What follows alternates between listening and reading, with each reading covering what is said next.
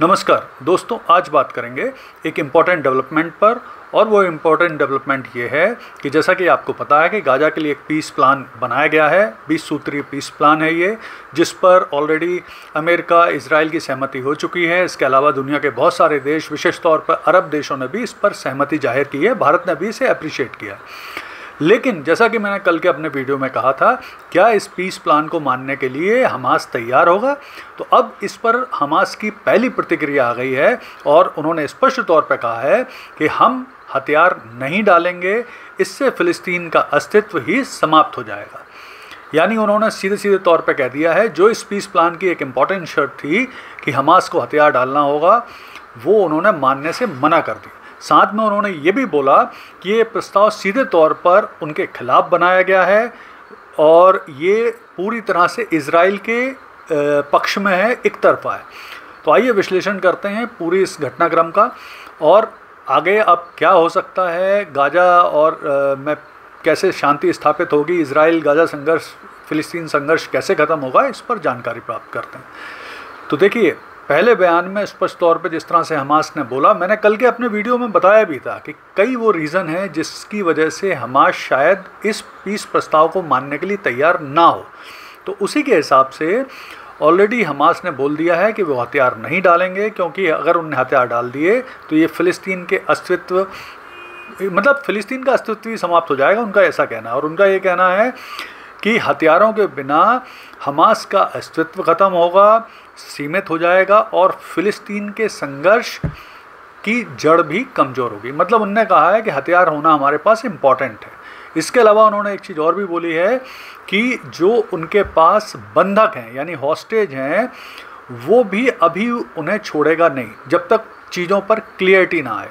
और साथ में उसने ये भी बोला है कि वो बहुत जल्दी एक औपचारिक जवाब भी देगा इस पीस प्लान को लेकर।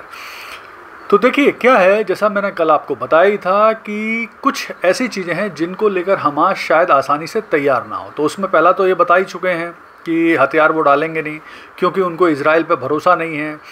उनको लगता है ये पूरा प्लान उनके खिलाफ बनाया गया है और इजराइल के पक्ष में बनाया गया है। साथ में इस प्लान में एक और चीज़ दी गई है कि हमास को अपने हथियार डालना पड़ेंगे इजिप्ट के सामने, मतलब इजिप्ट को देना पड़ेंगे। फिर हमास के जो लड़ाके हैं उनको एक सेफ पैसेज दिया जाएगा, वो चाहें तो गाज़ा से बाहर जा सकते हैं। और बाद में फिर शुरुआती जो प्रशासन है और लॉ एंड ऑर्डर की व्यवस्था है वो इजिप्ट के सैनिक संभालेंगे। इसके लिए इजिप्ट ने शायद 3000 सैनिकों को भी तैनात करने की बात कही है।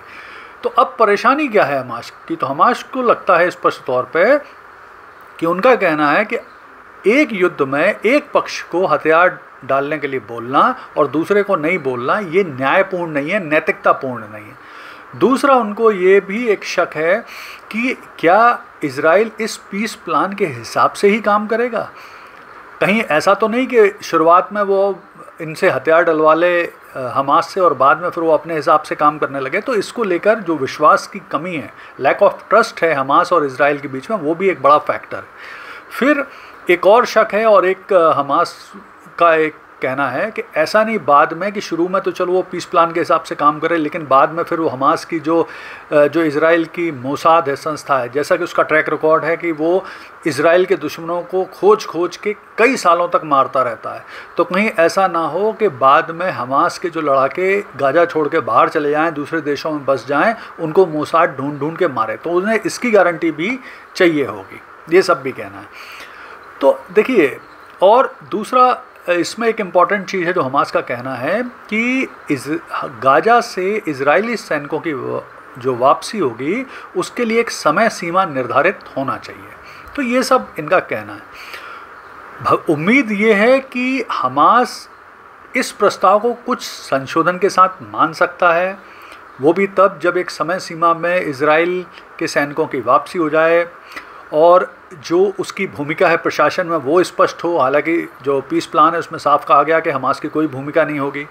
तो यहाँ पे कुछ चीज़ें मतलब डाउटफुल हैं, लेकिन मुझे लगता है कि अगर इस पीस प्लान में अरब देश हमास के ऊपर, विशेष तौर पे कतर हमास के ऊपर प्रेशर डाले, इजराइल को अगर वार्ता में शामिल किया जाए तो शायद संभावित हल निकल सकता है। वरना जिस तरह से ट्रंप बोल चुके हैं कि अगर हमास उनकी बात नहीं मानता, 72 घंटे में सैनिक नहीं होस्टेज नहीं छोड़ता, तो वो फिर नेतन्याहू को खुली छूट देंगे कार्रवाई की। तो ये भी एक बहुत बड़ा खतरा है। जिस तरह से कार्रवाई हो रही है, गाजा में 60-65 हज़ार लोग मारे जा चुके हैं, लगभग 70% हिस्सा गाजा का नष्ट हो गया है। तो इजराइल आगे और जिस तरह की कार्रवाई करेगा उससे और नुकसान होगा गाजा का। अभी मानवीय त्रासदी है, भुखमरी फैली हुई है।